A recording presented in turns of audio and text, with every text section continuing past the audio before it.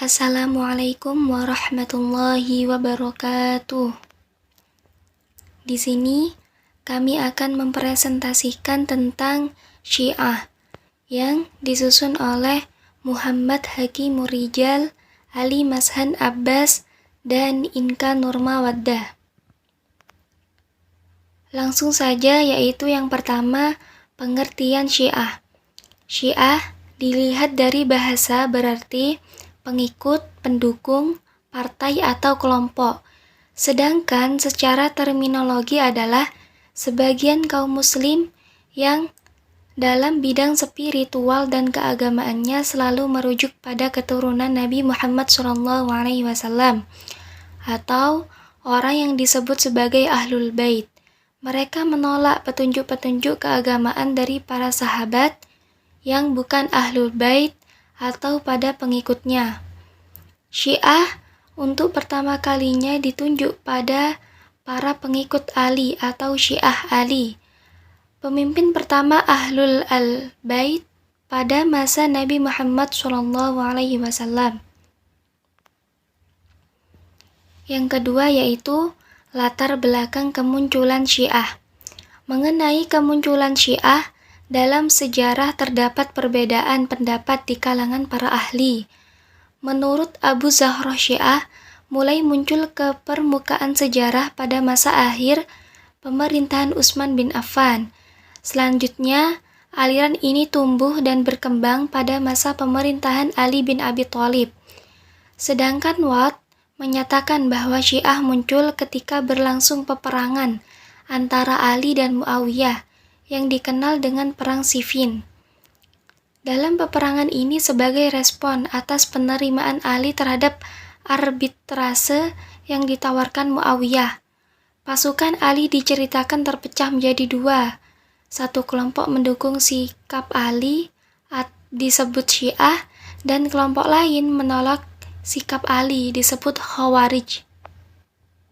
Untuk selanjutnya akan dijelaskan oleh Mas Ali. Selanjutnya membahas tentang doktrin Usuluddin dan Furu'uddin, yakni ada 4 doktrin. Yang pertama ialah doktrin Syiah Isna Asyariyah. Di dalam sekte Syiah Isna Asyariyah dikenal konsep Usuluddin. Konsep ini menjadi akar atau fondasi pragmatisme agama. Konsep Usuluddin mempunyai 5 akar, yaitu sebagai berikut. Yang pertama, A. Tauhid. Tuhan adalah Esa, baik esensi maupun eksistensinya. Keesaan Tuhan adalah mutlak, ia bereksistensi dengan sendirinya. Tuhan adalah qadim, maksudnya Tuhan bereksistensi sebelum ada ruang dan waktu. Ruang dan waktu diciptakan oleh Tuhan. Tuhan Maha Tahu, Maha Mendengar, selalu hidup, mengerti semua bahasa, selalu benar dan bebas berkehendak. Keesaan Tuhan tidak murakkab atau tersusun. Tuhan tidak membutuhkan sesuatu, ia berdiri sendiri, tidak dibatasi oleh ciptaannya. Tuhan tidak dapat dilihat dengan mata biasa. B. Keadilan. Tuhan menciptakan kebaikan di alam semesta merupakan keadilan. Ia tidak pernah menghiasi ciptaannya dengan ketidakadilan. Karena ketidakadilan dan kezaliman terhadap yang lain merupakan tanda kebodohan dan tidak mampu. Sementara Tuhan adalah Maha Tahu dan Maha Kuasa. Segala macam keburukan dan ketidakmampuan adalah jauh dari keabsolutan dan kehendak Tuhan. C. Nubuwah. Setiap makhluk di samping telah diberi insting, secara alami juga masih membutuhkan petunjuk, baik petunjuk dari Tuhan maupun dari manusia. Rasul merupakan petunjuk hakiki utusan Tuhan yang secara transenden diutus memberikan acuan untuk membedakan antara yang baik dan yang buruk di alam semesta. Dalam keyakinan Syiah Isna Asyariyah, Tuhan telah mengutus 124.000 Rasul untuk memberikan petunjuk kepada manusia. D. Ma'dad. Ma'dad adalah hari akhir atau kiamat untuk menghadapi pengadilan Tuhan di akhirat. Setiap muslim harus yakin keberadaan kiamat dan kehidupan suci setelah dinyatakan bersih dan lurus dalam pengadilan Tuhan.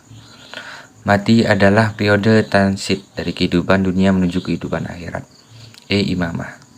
Imamah adalah institusi yang diinaugurasikan Tuhan untuk memberikan petunjuk manusia yang dipilih dari keturunan Ibrahim dan didelegasikan kepada keturunan Muhammad sebagai Nabi dan Rasul terakhir. Selanjutnya, dalam sisi yang bersifat mahdhah, Syiah Isna Syariah berpijak pada 8 cabang agama yang disebut dengan Furu'uddin. 8 cabang tersebut terdiri atas sholat, puasa, haji, zakat, khumus atau pajak sebesar 1/5 dari penghasilan, jihad, amar ma'ruf, dan an-nahyu anil munkar. Doktrin yang kedua ialah imamah dalam pandangan Syiah Syafi'iyah. Para pengikut Syiah Syafi'iyah percaya bahwa Islam dibangun oleh 7 pilar seperti dijelaskan dalam Al-Qadi An-Nu'man dalam Ta'im Al-Islam. 7 pilar tersebut adalah: yang pertama iman, kedua toharoh, ketiga sholat, keempat zakat, kelima saum atau puasa, keenam menunaikan haji, ketujuh ialah jihad. Berkaitan dengan pilar atau rukun pertama yaitu iman, Qadi An-Nu'man memerincinya sebagai berikut: iman kepada Allah, tiada Tuhan selain Allah dan Muhammad utusan Allah. Iman kepada surga, iman kepada neraka, iman kepada hari kebangkitan, iman kepada hari pengadilan, iman kepada para nabi dan rasul, iman kepada imam, percaya mengetahui dan membenarkan imam zaman. Imam adalah penunjukan melalui wasiat. Syarat-syarat seorang imam dalam pandangan Syiah Syafi'iyah adalah sebagai berikut: A. Imam harus dari keturunan Ali melalui perkawinan dengan Fatimah yang kemudian dikenal dengan Ahlul Bait. B. Berbeda dengan aliran Kaisaniyah, pengikut Mukhtar As-Saqafi mempropagandakan bahwa keimanan harus dan keturunan Ali melalui pernikahannya dengan seorang wanita dan Bani Hanifah dan mempunyai anak yang bernama Muhammad bin Al-Hanafiyah. C. Imam harus berdasarkan penunjukan atau nas. Syiah Syafi'iyah meyakini bahwa setelah Nabi wafat, Ali menjadi imam berdasarkan penunjukan khusus yang dilakukan Nabi sebelum wafat. Suksesi keimanan menurut doktrin dan tradisi Syiah harus berdasarkan nas oleh imam terdahulu. D. Keimaman jatuh pada anak tertua. Syiah Syafi'iyah menggariskan bahwa seorang imam memperoleh keimanan dengan jalan wirasah dan seharusnya merupakan anak paling tua. Jadi ayahnya yang menjadi imam menunjukkan anaknya yang paling tua. E. Imam harus maksum sebagaimana sekte Syiah lainnya. Syiah Syafi'iyah menggariskan bahwa seorang imam harus terjaga dan salah satu dosa. Bahkan lebih dan itu, Syiah Syafi'iyah berpendapat bahwa jika imam melakukan perbuatan salah, perbuatan itu tidak sah. Yang ketiga, doktrin imamiyah menurut Syiah Zaidiyah. Imamah sebagaimana telah disebutkan merupakan doktrin fundamental dalam Syiah secara umum, berbeda dengan doktrin imamah yang dikembangkan Syiah lainnya. Syiah Zaidiyah mengembangkan doktrin imamah yang tipikal kaum Zaidiyah menolak pandangan yang menyatakan bahwa seorang imam yang mewarisi kepemimpinan Nabi Muhammad SAW telah ditentukan nama dan orangnya oleh Nabi, tetapi hanya ditentukan sifat-sifatnya. Ini jelas berbeda dengan sekte Syiah lain yang percaya bahwa Nabi Muhammad SAW telah menunjuk Ali sebagai orang yang pantas sebagai imam setelah Nabi wafat karena sifat-sifat itu tidak dimiliki oleh orang lain selain Ali. Sifat-sifat itu adalah keturunan Bani Hashim, waro atau soleh, menjauhkan diri dari segala dosa, bertakwa, baik, dan membaur dengan rakyat untuk mengajak mereka hingga mengakuinya sebagai imam. Selanjutnya, menurut Zaidiyah, seorang imam harus memiliki ciri-ciri berikut. Pertama, merupakan keturunan Ahlul Bait, baik yang bergaris Hasan maupun Husain. Hal ini mengimplikasikan penolakan mereka atas sistem pewarisan dan nas kepemimpinan. Kedua, memiliki kemampuan mengangkat senjata sebagai upaya mempertahankan diri atau menyerang. Atas dasar ini, mereka menolak Mahdisme yang merupakan salah satu ciri sekte Syiah lainnya, baik yang gaib maupun yang masih di bawah umur. Bagi mereka, pemimpin yang menegakkan kebenaran dari keadilan adalah Mahdi. Ketiga, kecenderungan intelektualisme yang dibuktikan dengan ide dan karya dalam bidang keagamaan. Keempat, mereka menolak kemaksuman imam. Dalam kaitan ini, mereka mengembangkan doktrin Imam Al-Mahduf. Artinya, seorang dapat dipilih menjadi imam meskipun mafdul atau bukan yang terbaik. sementara pada saat yang sama ada yang afdol. Yang keempat, doktrin Syiah Ghulat. Menurut Syah Rastani, ada 4 doktrin yang membuat mereka ekstrim, yaitu Tanasukh, Bada', Raj'ah, dan Tasbih. Kemudian Momen menambahkan dengan hulul dan ghaibah. Tanasukh adalah keluarnya roh dari satu jasad dan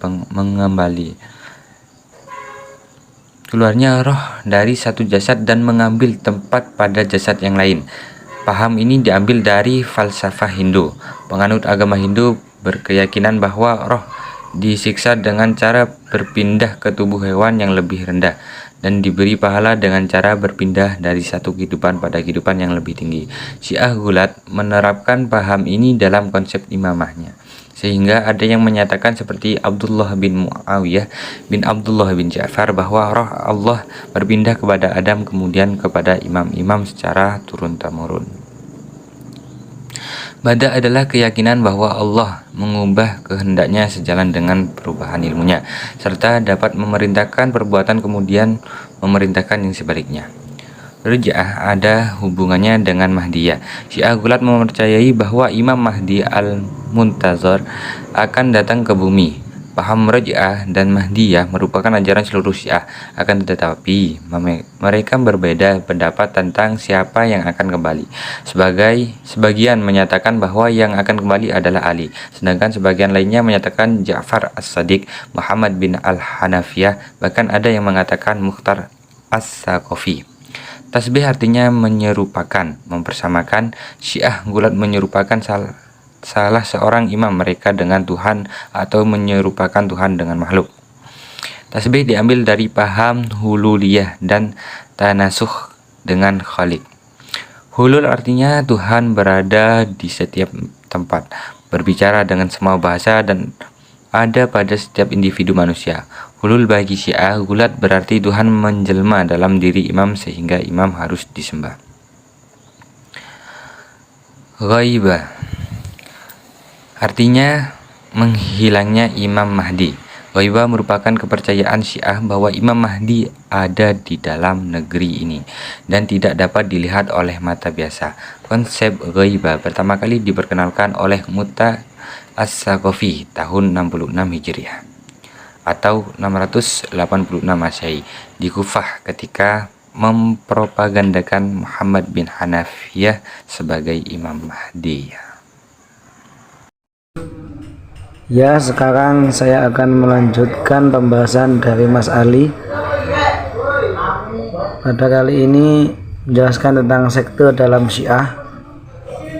Di antaranya sekte-sekte Syiah itu adalah yang pertama Syiah Isna Asyariyah atau Syiah 12 atau Syiah Imamiyah.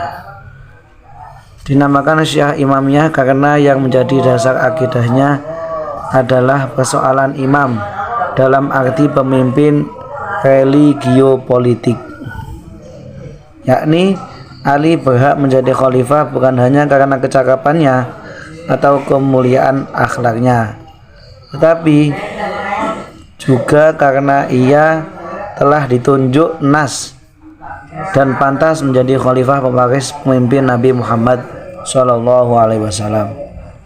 Itu yang pertama. Yang kedua Syiah Sab'iyah atau Syiah 7. Istilah Syiah Sab'iyah atau Syiah 7 dianalogikan dengan Syiah Isna Asyariyah. Istilah itu memberikan pengertian bahwa sekte Syiah Sab'iyah hanya mengakui 7 imam, yaitu Ali, Hasan, Husain, Ali Zainal Abidin, Muhammad Al-Baqir, Ja'far As-Siddiq, dan Ismail bin Ja'far. Untuk yang ketiga Syiah Zaidiyah. Disebut Zaidiyah karena sekte ini mengakui Zaid bin Ali sebagai imam kelima putra imam keempat. Ali Zainal Abidin. Kelompok ini berbeda dengan sekte Syiah lain yang mengakui Muhammad Al-Baqir adalah putra Zainal Abidin yang lain sebagai imam kelima. Itu yang dinamakan Syiah Zaidiyah. Yang keempat Syiah Ghulat. Syiah ghulat berasal dari kata-kata ghola yaghlu hulu, artinya bertambah dan naik. Syiah ghulat adalah kelompok pendukung Ali yang memiliki sikap yang berlebih-lebihan atau ekstrim. Ini untuk Syiah ghulat.